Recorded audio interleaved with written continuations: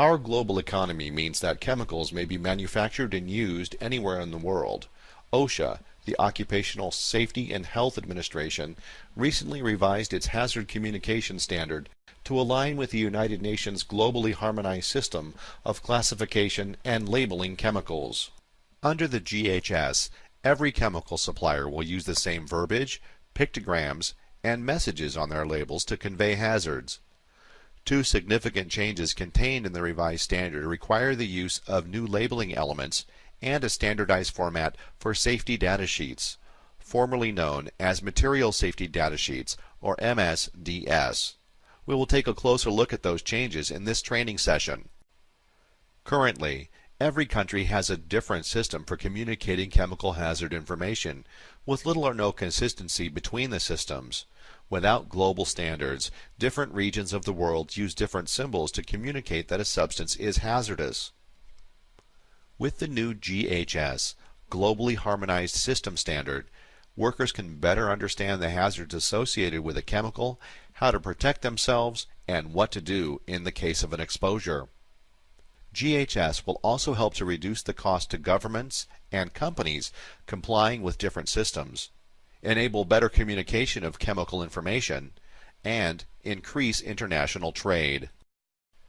Prior to the adoption of GHS, OSHA did not have any specifications for container labeling.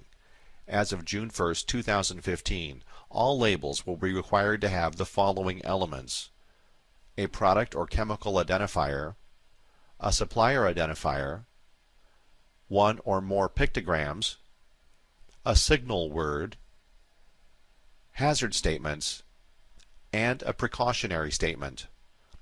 It is important to note that the information conveyed on a label will be consistent with the information contained on the SDS, or Safety Data Sheet. For example, the precautionary statement would be the same on the label and the SDS. It is important that workers understand how to use the label in the workplace. These labels are intended to provide an immediate visual reminder of chemical hazards. Labels make it easier to identify and understand how to properly store hazardous chemicals and how to quickly locate first aid information. Let's take a closer look at a sample chemical label. The product identifier, or name, that's used on the GHS label should match the product identifier used on the SDS. This product identifier lists the chemical identity of the hazardous substance. The name, address, and telephone number of the manufacturer or supplier of the product must be provided on the label. The pictogram will quickly display specific information and make warnings more noticeable and easier for employees to understand. Labels may not have blank or unfilled squares. The pictograms that are required on a particular label are determined by the hazard classification. OSHA has designated 8 pictograms under the new standard for application to our hazard category. This chart shows 9 pictograms. However, this environment pictogram is not mandatory. OSHA's required pictograms must be in the shape of a square set at a point and include a black hazard symbol on a white background with a red frame sufficiently wide enough to be clearly visible. A square red frame set at a point without a hazard symbol is not a pictogram and is not permitted on the label. Signal words are used to denote the hazard's degree of severity. One of these 2 signal words must appear on the label: danger for more severe hazard categories, or warning for less serious hazards. If the word danger appears on the label, the word warning will not appear. Hazard statements are based on the hazard classification of a chemical and describe the hazard associated with the chemical. A statement should be present for each type of hazard, and multiple similar statements may be combined.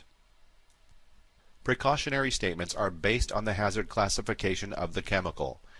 They describe recommended measures that should be taken to protect against hazardous exposures or improper storage or handling of a chemical.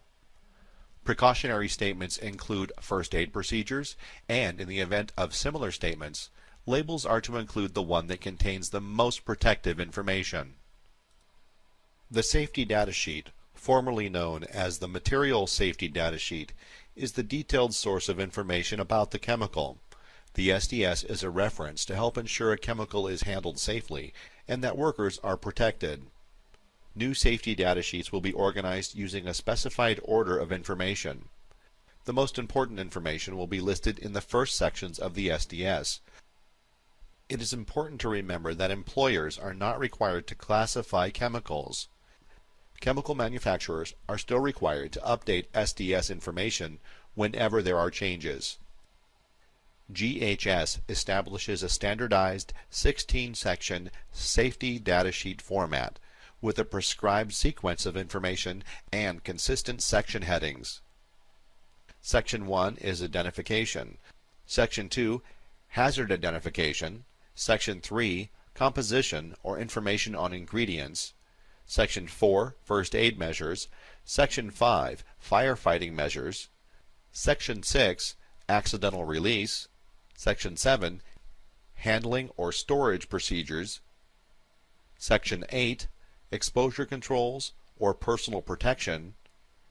Section 9, physical and chemical properties.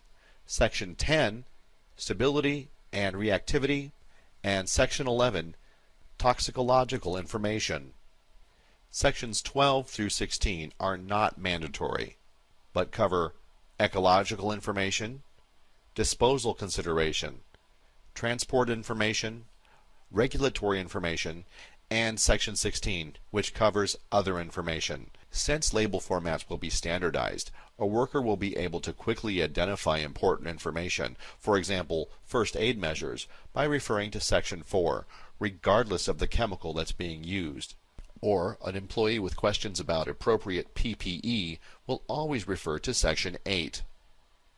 Although chemical manufacturers will have until June 1, 2015 to comply with the new rule, workers will soon begin to see the new labels and SDSs in their workplace. This is why it's critical that employees are trained and understand the changes and how they affect them early in the transition period. Incorporating GHS helps eliminate confusion created by conflicting national and international requirements. It standardizes the format for the SDSs or safety data sheets. It improves chemical labeling, and that improves worker safety. Please remember, as you enter client work sites, not all of our clients use the same chemicals.